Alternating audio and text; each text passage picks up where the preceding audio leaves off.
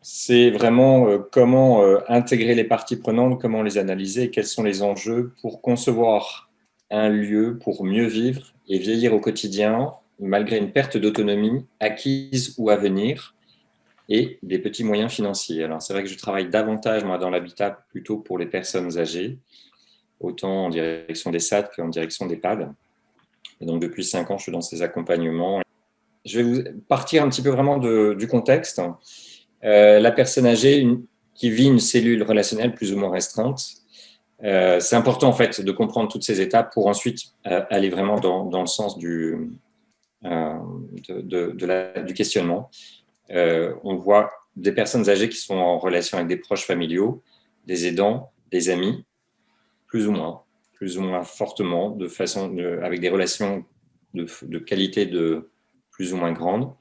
Les intervenants aussi au domicile, donc les salariés du domicile, qui peuvent être aussi là, avec un relationnel qui reste soit professionnel, soit dans une relation de proximité, et des intervenants qui peuvent être aussi le CCAS, qui peuvent être le facteur, qui peut être aussi les voisins et les services médicaux.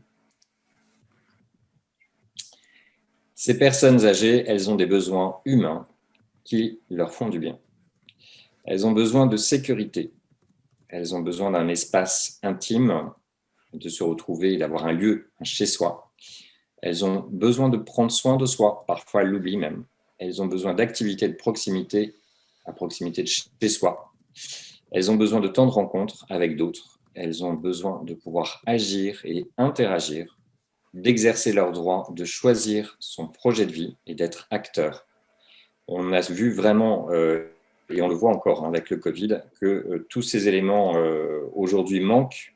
Et finalement, ces personnes âgées sont en grande difficulté. On parle beaucoup de l'isolement, bien sûr, mais je peux vous dire que dans les projets que j'accompagne, il y a une grande détresse et des difficultés majeures. Elles ont besoin d'être dans un environnement qui est connu, qui est apprécié, qui est adapté.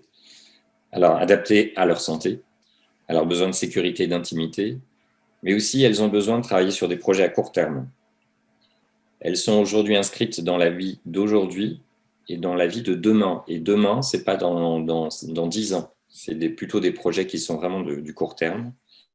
Et elles ont ce besoin de relations sociales, de solidarité, d'insertion dans la vie locale. Il n'est pas question pour elles de vivre dans un ghetto. En tant que personne âgée, qu'est-ce qui me préoccupe au quotidien? C'est ma famille, mes amis, c'est ma vie demain, c'est mon sentiment d'être isolé, c'est mon sentiment d'être inutile. Ça, c'est certainement un point sur lequel on a malheureusement, on entend assez peu parler finalement de ce sentiment d'utilité chez les personnes âgées, mais qui est pourtant essentiel. C'est aussi tenir un budget mensuel, parce que c'est des éléments qui sont pas neutres dans le quotidien.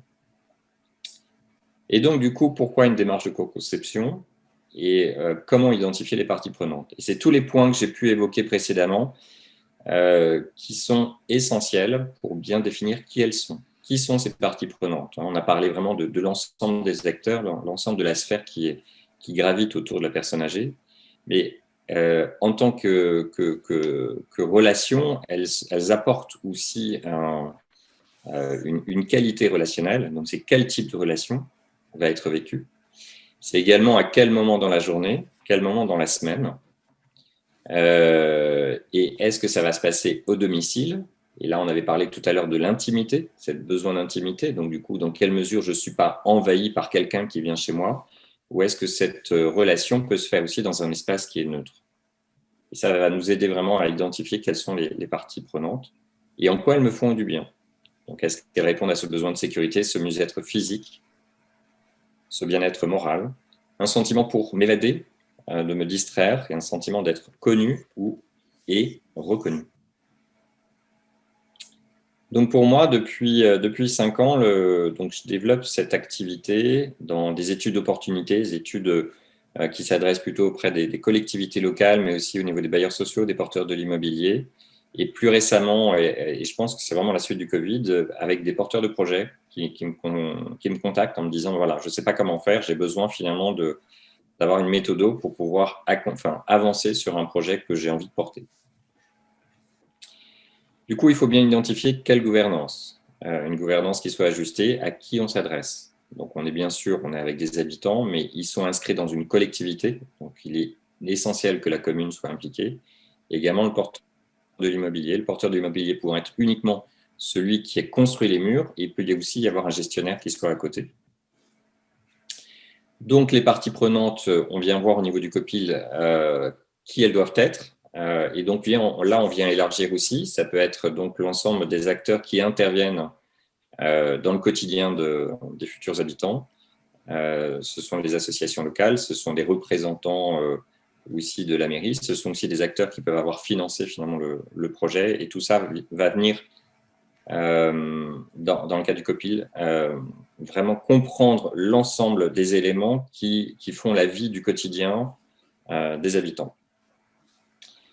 Cette vie, ce quotidien, bien souvent, c'est un petit peu le constat que je fais, c'est que finalement, tous ceux qui pensent pouvoir apporter une réponse ajustée aux habitants ont un petit peu une image préétablie.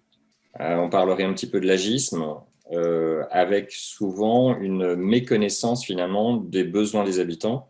Et si vous vous souvenez tout à l'heure, hein, j'ai bien parlé aussi de ce rôle de citoyenneté, de permettre aux habitants finalement d'avoir des projets, de les construire. Et donc moi, mon rôle principal, c'est ce que j'appelle en assistance maîtrise d'usage, c'est vraiment explorer, c'est concevoir en avançant avec les habitants. C'est donc les impliquer au plus tôt dans la démarche. Dans les études d'opportunité, c'est déjà un petit peu recueillir sur un territoire, sur une commune, quels sont les besoins exprimés, comment ils envisagent un projet d'habitat groupé. Et au-delà de ça, c'est pouvoir les faire participer à leur projet de vie, d'une communauté qu'ils vont créer, mais aussi d'être vraiment acteurs sur les espaces qui peuvent être partagés et sur lesquels ils peuvent influencer finalement les décideurs que sont non seulement bien sûr l'architecte, le porteur de l'immobilier, mais aussi la commune. Et donc du coup, derrière, c'est aussi anticiper ce fonctionnement, donc être dans imaginer cette période post-livraison des logements, et les aider ces habitants avant même qu'ils ne soient voisins, avant qu'ils n'aient posé leur carton, de se dire voilà comment on va réguler ensemble, entre habitants, notre quotidien. Et cette co-régulation va être aussi faite avec un acteur local qui aura été identifié, qui est très souvent en fait un représentant de la mairie, soit un élu, soit un représentant du CCAS. Et ensuite, on est aussi dans cette anticipation, dans la réinterrogation, en se disant voilà, les années avançant, le projet de vie va évoluer, il va falloir qu'on se dote d'outils pour se réinterroger sur notre organisation, notre fonctionnement. Et c'est en fait toute cette démarche qui est faite en amont de l'installation. Et enfin, c'est communiquer le plus largement possible aux porteurs de projets, aux parties prenantes, et aussi, bien sûr, à essayer de casser des images. C'est-à-dire que quand on va dire que le porteur de l'immobilier est un bailleur social, il peut y avoir tout de suite l'inquiétude des habitants, des voisins, en disant bailleur social veut dire donc du coup des catégories socioprofessionnelles qui sont en difficulté, donc éventuellement derrière ça va être le bazar, les casseurs, etc. C'est très très très fréquent d'avoir ce type de réaction. Donc il y a cette communication, c'est une communication aussi pour dire attention, on ne vient pas proposer du logement classique, on vient proposer du logement sur lequel les habitants sont vraiment acteurs du projet.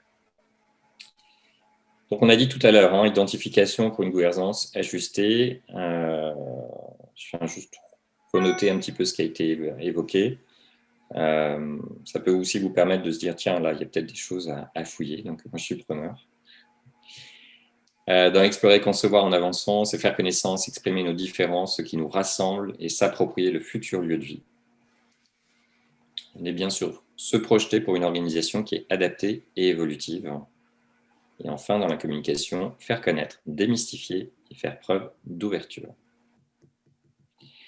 Du coup, voilà, j'ai utilisé dans tous ces éléments des outils qu'on a pu voir. C'est au niveau des habitants, leur permettre de se connaître, de se découvrir, de voir quelles compétences ils ont, dans quelle mesure ils sont complémentaires, leur redonner confiance, leur permettre de se dire mais finalement je ne suis pas une charge pour la société, mais au contraire j'ai des choses à apporter. C'est du temps de travail donc collectif. Là on est vraiment sur des phases de co-création, sur des démarches sur lesquelles on vient de travailler en petits groupes et puis ensuite chaque groupe vient présenter à l'autre. Donc cela vient s'enrichir. On va venir aussi faire des systèmes de vote qui vont leur permettre aussi de d'énoncer ensemble quelles sont leurs priorités.